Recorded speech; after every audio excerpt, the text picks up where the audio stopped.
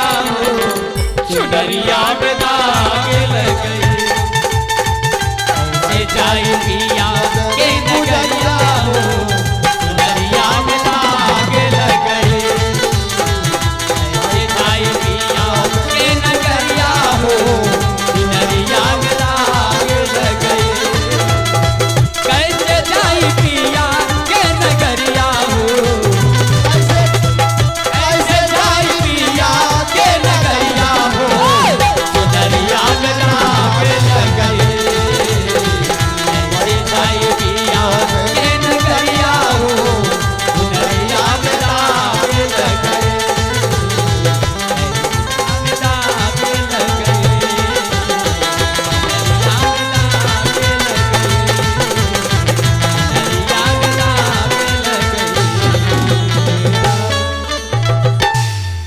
बेटा जंगली बादशाह पिताजी चाचा श्री का चीता बिल्कुल तैयार है।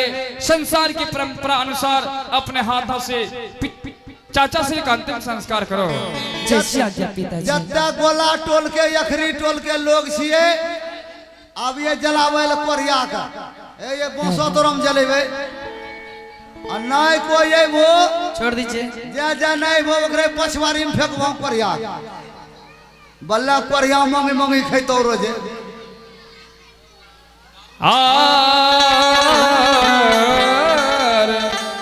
एगो एगो समतन गाय छी महाराज पसरल हटिया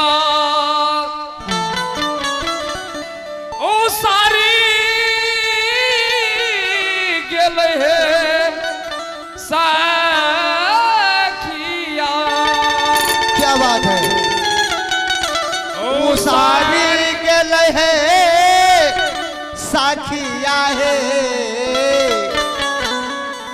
हे सौदा का राना पिता का हो रामा पासा लाल हटिया सारी के लहे साखिया सारी के लहे साखिया है सौदा का राना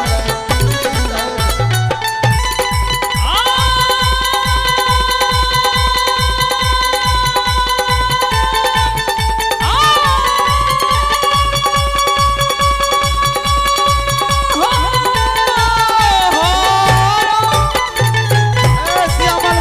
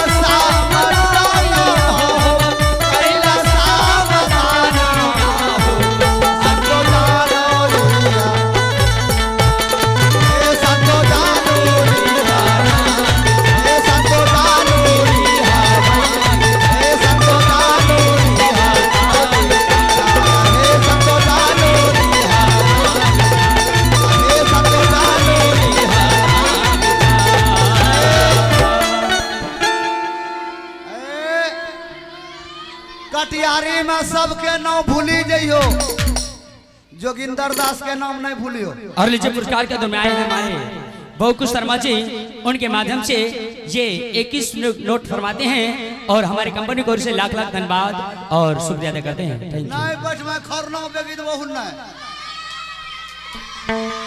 बल्ला कोरिया मंगे मंगे खैतो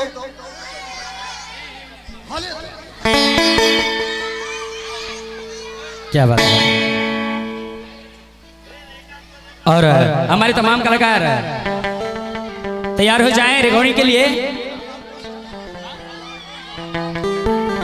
आइए इस सीन को कदर करते हुए आप हैं बाबू लालटू शर्मा जी। आइए उन बाबू की तरफ से शानदार 21 रुपये का पुरस्कार के लाख लाख धन्यवाद। तो आइए बहनों भाइयों, इसी जगह से मेरा कहानी संपन्न होता है। और आज की रात आप सबों को सेवा कर रहे थे हमारे न्यू मुन्ना म्यूजिकल ऑर्केस्ट्रा विदेशिया ड्रामा पार्टी, जो कि ग्राम खेरो थाना पुरैनी जिला मधेपुरा से चलकर हमारे प्रोपराइटर साहब आप है श्री श्री 108 मिस्टर अशोक बिहारी जी। क्या बात है। महान भाव, इस कहानी में हम सब कलाकारों से जो भी त्रुटियां मिले होंगे बच्चे समझकर क्षमा करेंगे। आप लोगों ने देखा ए ओसिया मालवा यहाँ ग्रा छड़वा केस के दबो सब छड़वा हमरा रगे दे छौ। यहाँ देखो देखो देखो देखो देखो देखो घुट्ठी में लाठी मार छेकरा। और यदि आप लोग इस नाच को देखने के लिए चाहेंगे तो 2 दिन बाद ठीक आप लोग साजन म्यूजिक सेंटर पे आप लोग एक प्रोग्राम देख सकते हैं। ये न्यू मुन्ना म्यूजिकल ग्रुप ऑर्केस्ट्रा विदेशिया डांस पार्टी।